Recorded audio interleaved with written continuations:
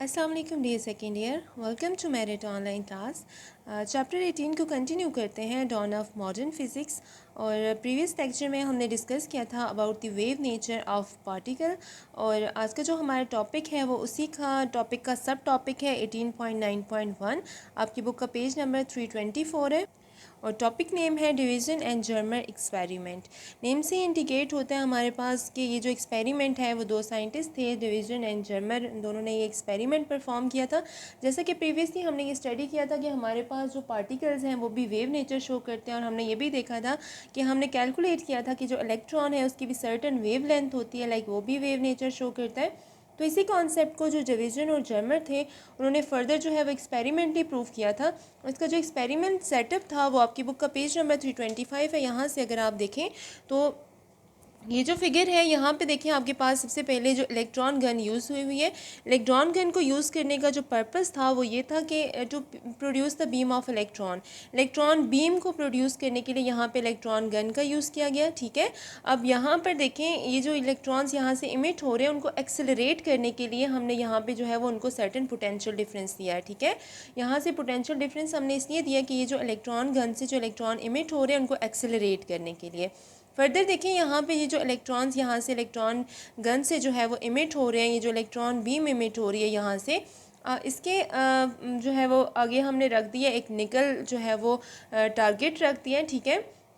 Nickel crystal हमने रख दिए एक टारगेट। जैसे ही इलेक्ट्रॉन बीम आके इस निकल टारगेट पे फॉल करेंगे तो क्या करेंगे, कुछ इलेक्ट्रॉन जो है वो डायफ्रैक्ट हो जाएंगे। तो यहाँ पे हमारे पास एक मूवेबल जो है वो डिटेक्टर है जो कि डिफरेंट एंगल्स पे जो है वो इसकी जो डायफ्रैक्टेड इलेक्ट्रॉन्स हैं उनकी जो है वो उनको डिटेक्ट करेगा। और इस पूरे प्रोसेस को हमने रखा हुआ है वैक्यूम चैम्बर के अंदर। और यहाँ से हम जो है वो वेव लेंथ ऑफ इलेक्ट्रॉन जो है वो फाइंड आउट करेंगे और उसको कंपेयर करेंगे with the wave length of जो आपके पास एक्सरे है उसकी वेवलेंथ से हम इसको कंपेयर करेंगे और हम देखेंगे कि क्या हमारे पास जो इलेक्ट्रॉन है वो वेव नेचर शो करता है या नहीं करता, ठीक है। तो मैथमेटिकली अगर आप देखें तो आपकी बुक में ये नहीं है, मैं आपको यहाँ पे बताती हूँ, आपने इसका स्क्रीनशॉट लेके इसको अपने पास जो है वो लिखना है, ठीक है। तो मैथमेटिकली अगर हम देखें तो यहाँ से जो इलेक्ट्रॉन स्टूडेंट्स इमिट हो रहे हैं, ठीक है, यहाँ से जो इलेक्ट्रॉन्स इमिट हो रहे हैं वो हमारे पास उनको एक्सेलरेट करने के लिए हमने यहाँ पे जो है वो सर्टेन इलेक्ट्रिक पोटेंशियल प्रोवाइड किया। तो मींस जितनी हम इलेक्ट्रिक पोटेंशियल बढ़ाएंगे उतने ज़्यादा इलेक्ट्रॉन्स हमारे पास यहाँ से इमिट होंगे। तो सिंपली हम ये कह सकते हैं कि जो काइनेटिक एनर्जी ऑफ इलेक्ट्रॉन है वो हमारे पास इक्वल है इलेक्ट्रिक पोटेंशियल ऑफ यहाँ पे जो बैटरी का इलेक्ट्रिक पोटेंशियल है उसके इक्वल है, ठीक है। तो 1/2 mv² is the kinetic energy of electron beam. जो आपके पास इलेक्ट्रॉन बीम में जो इलेक्ट्रॉन्स हैं उसकी काइनेटिक एनर्जी इक्वल है आपके पास इलेक्ट्रिक पोटेंशियल के, और आपके पास ये है वी के। आपने एक चीज़ का याद रखना है कि ये जो v है ये आपके पास जो है वो वेलोसिटी है और ये जो कैपिटल V है ये आपके पास क्या है, पोटेंशियल है, ठीक है। तो 1/2 mv² is equals to electric potential that is ve, और e जो है वो चार्ज ऑफ इलेक्ट्रॉन है।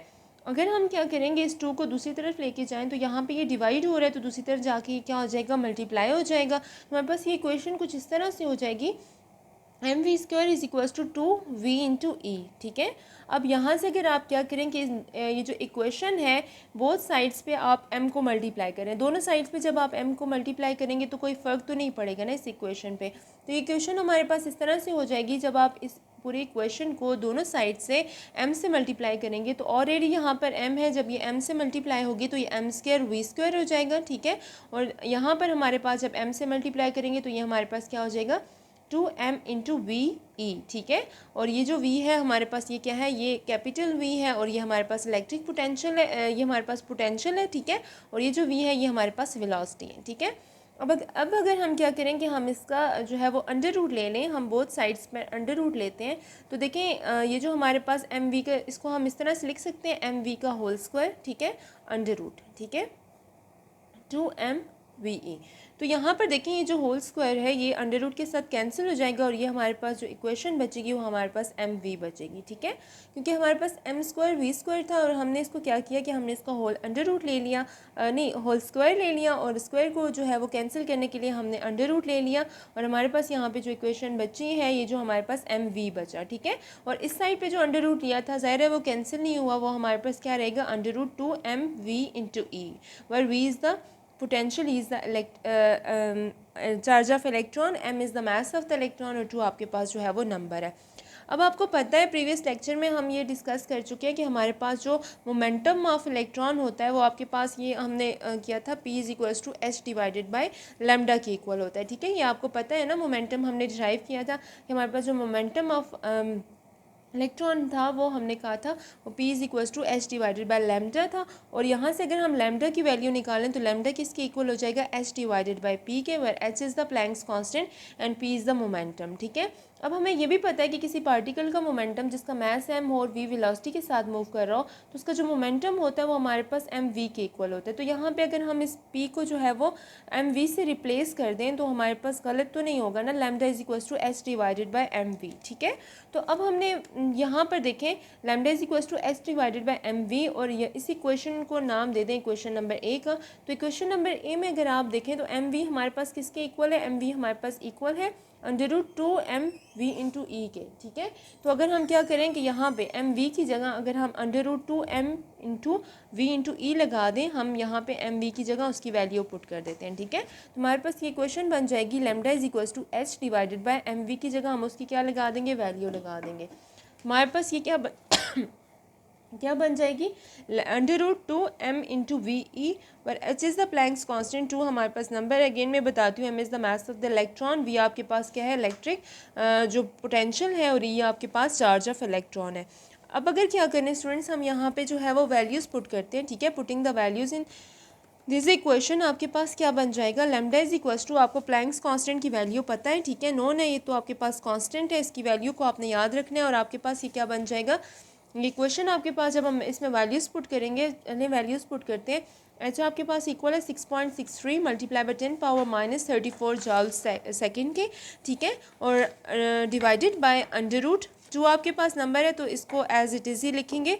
मैस m जो है वो मैस ऑफ इलेक्ट्रॉन है, तो मैस ऑफ इलेक्ट्रॉन की जगह हम लिखेंगे 9.1 multiply by 10 power minus 31 kilogram, ठीक है। आपको पता है ना मैस ऑफ इलेक्ट्रॉन जो है वो आपके पास किसके इक्वल होता है, ठीक है। तो ये आपके पास 9.1 मल्टीप्लाई बाय 10 पावर माइनस 31 जो है वो मैस ऑफ इलेक्ट्रॉन है। V जो है वो आपके पास यहाँ पे जो आपने इलेक्ट्रिक पोटेंशियल अप्लाई किया हुआ था ना, इसको यहाँ से इलेक्ट्रिक पोटेंशियल जो दिया हुआ था, जो आपने इसको पोटेंशियल प्रोवाइड की हुई थी, ठीक है, वो आपके पास ये जो बैटरी से आप इसको पोटेंशियल प्रोवाइड कर रहे थे, V जो है कैपिटल V जो है वो ये है, ठीक है। तो लेट्स से हम कहते हैं कि यहाँ पे हमने जो पोटेंशियल इसको प्रोवाइड की थी, यहाँ से जो हमने इसको वोल्टेज दिया था वो हमारे पास 54 था, ठीक है। तो यहाँ पे हमने 54 लगा दिया, और E जो है वो हमारे पास क्या है, चार्ज ऑफ इलेक्ट्रॉन है, और आपको पता है चार्ज ऑफ इलेक्ट्रॉन क्या है, 1.6 multiply by 10 power minus 19 coulomb, ठीक है।